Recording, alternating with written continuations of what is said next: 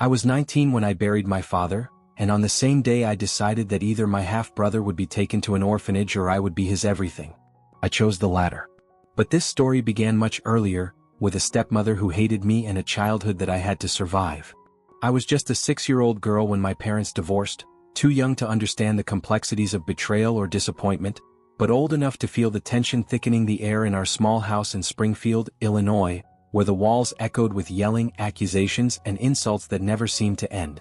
The living room became a battleground, the kitchen a place of cold silences, and even bedtime offered no relief as muffled arguments slipped under the crack of my door like smoke. My only refuge was school, a place that, while imperfect, gave me a routine, a desk of my own, and the illusion of stability. I would rush to the classroom each morning as if crossing some invisible finish line, desperate to escape the war zone at home, finding fleeting comfort in spelling tests and lunch breaks and the kind of quiet that didn't make my stomach ache. My mother, Karen, was a housewife in name only, but in practice she spent most of her days sunk into the same spot on the couch, motionless except for the occasional flick of the remote or the slow rise and fall of her chest as she stared blankly at whatever daytime program happened to be on. She didn't pay attention to me, didn't ask if I'd eaten lunch or how my day had been, and the silence between us grew so familiar that it became a language of its own.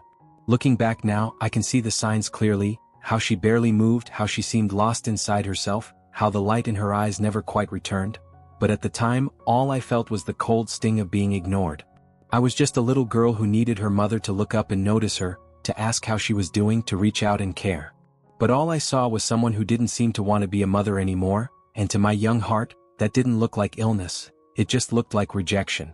After the divorce, the court awarded me custody of my father, Tom. At least that's how it felt, because even though the papers said he had custody of me, in reality I was the one tiptoeing around his sadness, the one who made dinner when he forgot, the one who learned how to fold laundry so we wouldn't have to keep living out of baskets.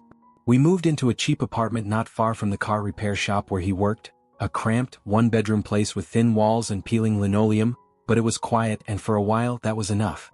A year later, after he picked up some extra shifts and got a small raise, we moved again. This time to a modest duplex in a better neighborhood with trees lining the sidewalks and families that waved from porches. It was there, on a warm spring afternoon, that my father met Stephanie, our neighbor from 2 doors down, the woman with 2 noisy dogs and a bright, polished smile that made something flicker in him I hadn't seen in a long time. At first, Stephanie, or just Steph as she insisted everyone call her, seemed nice enough, always bringing over baked goods wrapped in plastic wrap and laughing a little too loudly at my dad's jokes. And for a while, I tried to believe that maybe she was good for him, maybe we could be some kind of patched-up family. But things started changing almost immediately after she began spending the night at our house, her toothbrush appearing beside the sink, her shampoo taking up space on the shower ledge, and with it, a shift in how she looked at me, less like a child and more like an inconvenience. She didn't like me watching TV in the living room, saying it was a waste of time and made the house feel cluttered with noise, and she began to comment on my habits in ways that felt less like suggestions and more like scolding. She told me I should start making my own food instead of expecting my dad to do everything, that at 8 years old I was plenty old enough to handle a microwave, and that my whining about being tired or hungry was just laziness. My father, always so tired from work and so wrapped up in the glow of finally being wanted again, barely noticed the way I was shrinking in my own home. Steph insisted one evening, with that falsely sweet voice she used when pretending to be reasonable, that I vacate my bedroom so her dogs could have a comfortable space of their own, and that I should move into the dark, cramped closet under the stairs because, as she put it, kids love little hideouts. I remember staring at her in disbelief, thinking it was some kind of cruel joke, but when I realized she was serious, I started crying right there at the kitchen table, my small body shaking with a confusion I couldn't put into words. My dad looked up from his plate, confused at first, then quietly horrified when I explained what she was asking me to do. For the first time in weeks, he actually said no to her. He told her that I wasn't going to be moved into a closet, that I was his daughter and this was my home too. I could see the tension snap in her jaw, but she smiled thinly and said she understood. A few days later, my dad built a kennel in the garden for her dogs, complete with insulation and a small heater, trying to keep the peace. But from that moment on, Steph's tone with me changed completely. No more fake politeness, no more forced smiles. She hated me and she didn't care if I knew it. She didn't bother hiding her dislike anymore. She called me an abandoned child more than once, her voice dripping with contempt, like my mother's absence was a flaw I had chosen. And she never missed a chance to remind me that I was a burden, something my father carried out of obligation rather than love. She talked constantly about how successful and popular she had been in her school days, dropping stories about homecoming dances and straight A's as if they were instructions I was failing to follow. She told me I was too quiet, too soft, too plain, and that no one would ever notice me if I didn't start trying harder.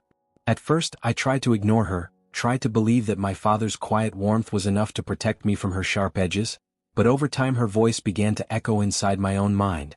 I started to believe the things she said, that I wasn't enough, that I took up too much space, that I would never be who I was supposed to be. Her criticism didn't just sting, it rooted itself deep inside me and became a second voice I couldn't silence.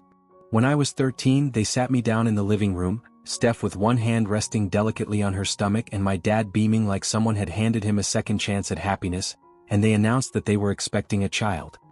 He looked so genuinely happy, his eyes bright and a little watery, as if this baby was going to fix everything, fill in every crack our patched-together family had tried to hide.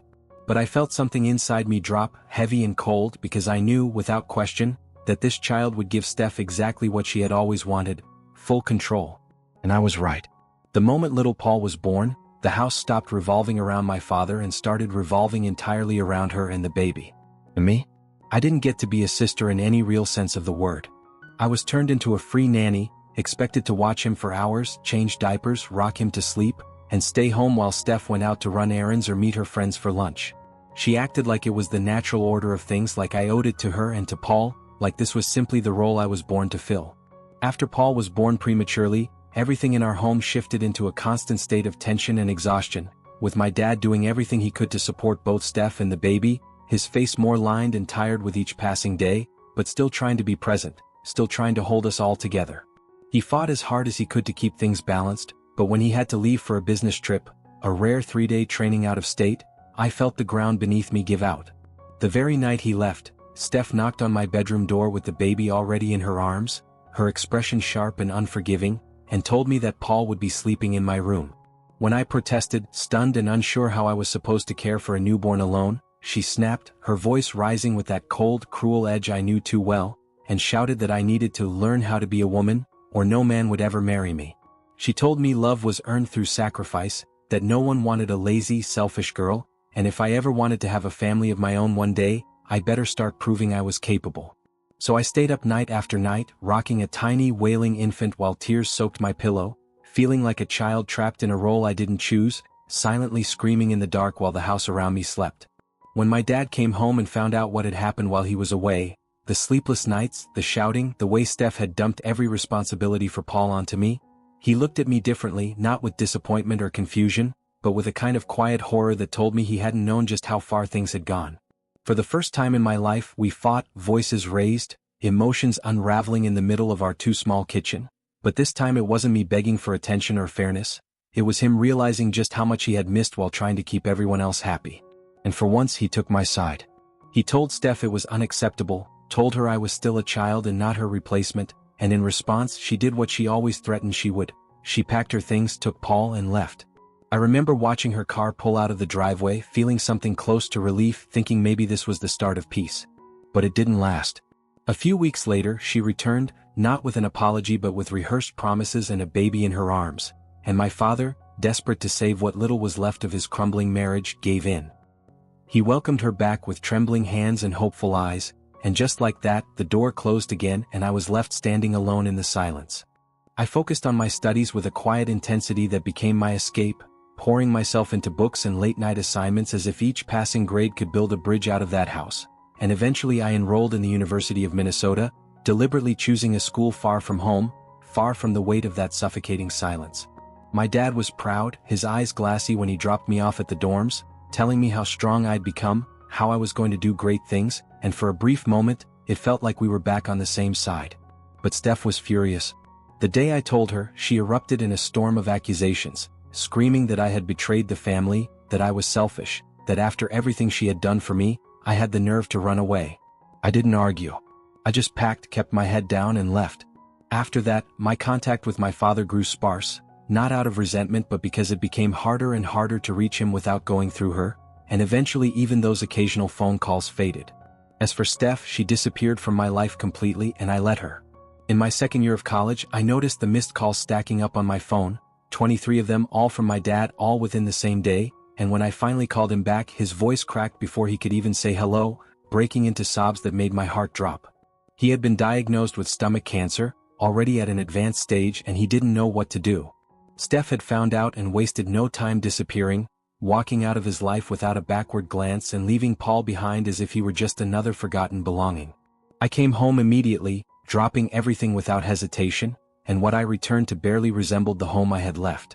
My dad was thin and pale, his body already beginning to fail him, trying to put on a brave face but unable to hide how scared he was.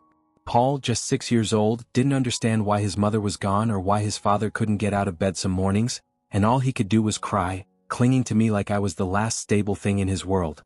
So I stepped into the chaos and took care of everything: the bills, the meals, the school runs, the medication schedules. I didn't ask for it. I didn't complain. I just did it because someone had to, and because I loved them both even when it hurt. A few weeks later, after juggling hospital appointments and sleepless nights, I managed to arrange for my dad to be admitted to a cancer center where he could receive the care he desperately needed, and I drove Paul to Steph's parents' house, thinking it was the only place left where he might still have some connection, some thread of familiarity. But when the front door opened and I saw Steph standing there, alive, well, and perfectly composed, I felt a wave of disbelief and fury crash over me because all this time, while we were drowning, she had been here, hiding behind her parents' walls, pretending none of it was her problem. I didn't hesitate. I told her flatly that either she takes responsibility for Paul right then and there, or I would call the police and report her for abandonment. She tried to twist it, of course, raising her voice, accusing me of turning Paul against her, of never understanding what she had sacrificed, but I didn't let her manipulate me. I looked her in the eye, told her I was done playing whatever role she thought I owed her, and then I placed Paul's small backpack gently inside the doorway, kissed him goodbye, and walked away without looking back. When his father died, when the final words were spoken and the last handful of dirt fell onto the casket, Paul broke away from the crowd at the cemetery and ran straight into my arms, wrapping himself around me with a desperation that shattered what little composure I had left. He didn't say anything, just held on, burying his face in my coat like he believed that if he let go, the world would disappear completely. Later that afternoon, while people quietly left the wake and the house grew heavy with silence, Steph's parents pulled me aside, their faces marked with guilt and something close to shame, and told me the truth, that Steph had gone back to an ex-boyfriend weeks ago and hadn't asked about Paul once. They said they couldn't raise him, that they were too old, that he needed someone who could love him fully and guide him through what was coming. And then they looked at me with pleading eyes and asked if I would take him. I didn't hesitate, not even for a second. On the very day I said goodbye to my father, I became a mother to my half-brother. I didn't know how I would do it or what our future would look like, but I knew I wouldn't let him be alone. Not like I had been. Not ever. I took a sabbatical from university, knowing there was no way I could balance lectures and exams with grief and guardianship all at once, and I sold my dad's house and car to cover what I could, using every dollar as carefully as possible. With what I had left, Paul and I moved into a small apartment near campus, a cramped but clean place with peeling paint and a leaky faucet, but it was ours.